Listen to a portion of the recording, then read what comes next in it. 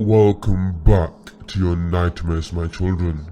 This is Mr. Midnight speaking, and I welcome you all to my humble abode. Today, we will be looking at the dark origins of Valentine's Day. It is a day of love and caring, and spending time with the people you love. But it was not always this way. Now let's begin. And always remember, the darkness always follows. I will now leave you with my narrator, so enjoy. Valentine's Day has been celebrated for centuries as a day of love, affection, and romance.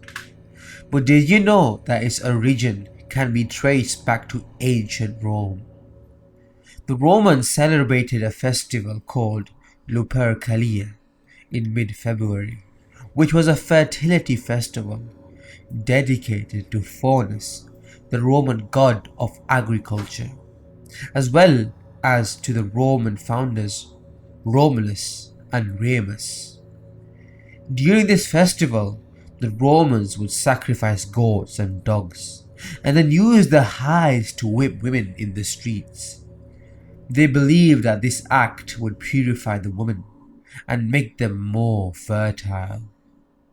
The festival also included a matchmaking ritual, where men would draw the names of women from a box, and the two would be paired for the duration of the festival.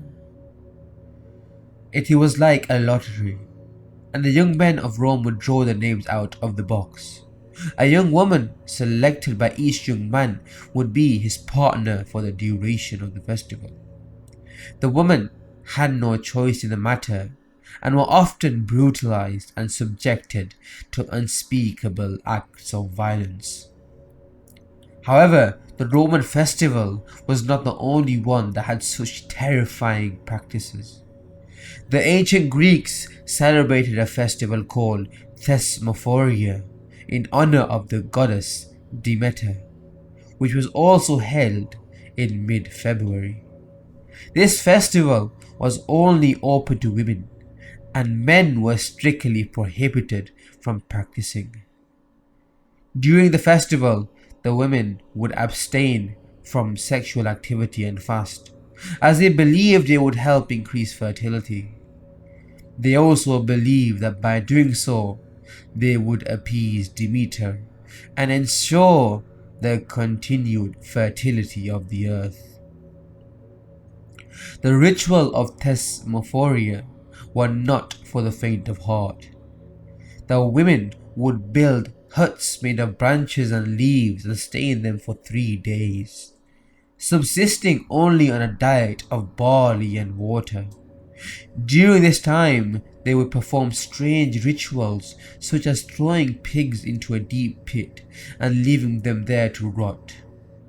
The women believed that the smell of the decaying flesh would attract the goddess Demeter, who would bring them good harvests in return.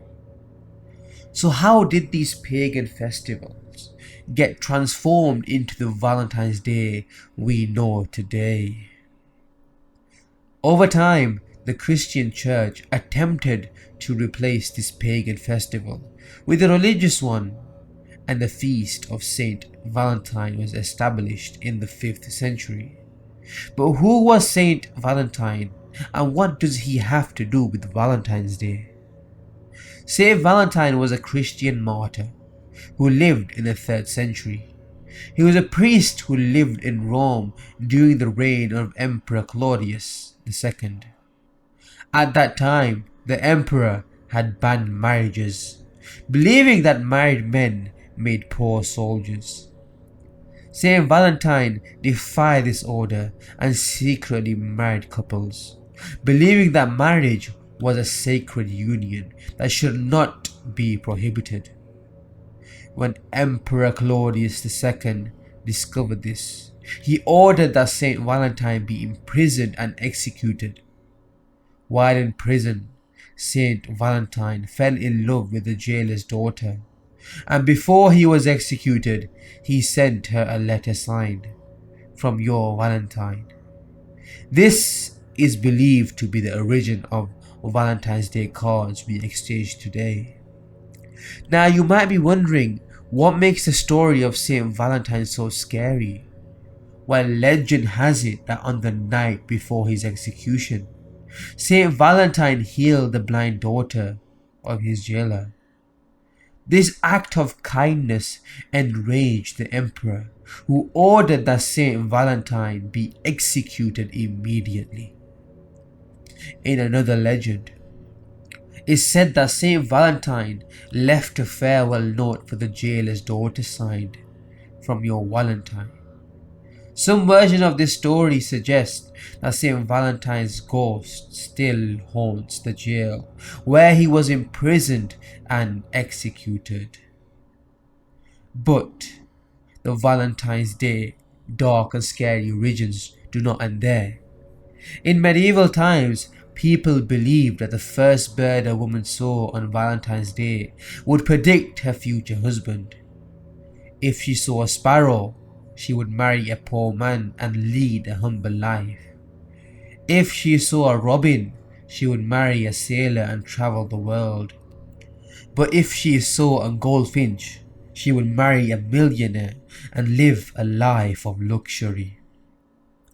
The idea of predicting one's future through the first bird seen on Valentine's Day is unsettling, but it pales in comparison to the superstition that arose during the Victorian era.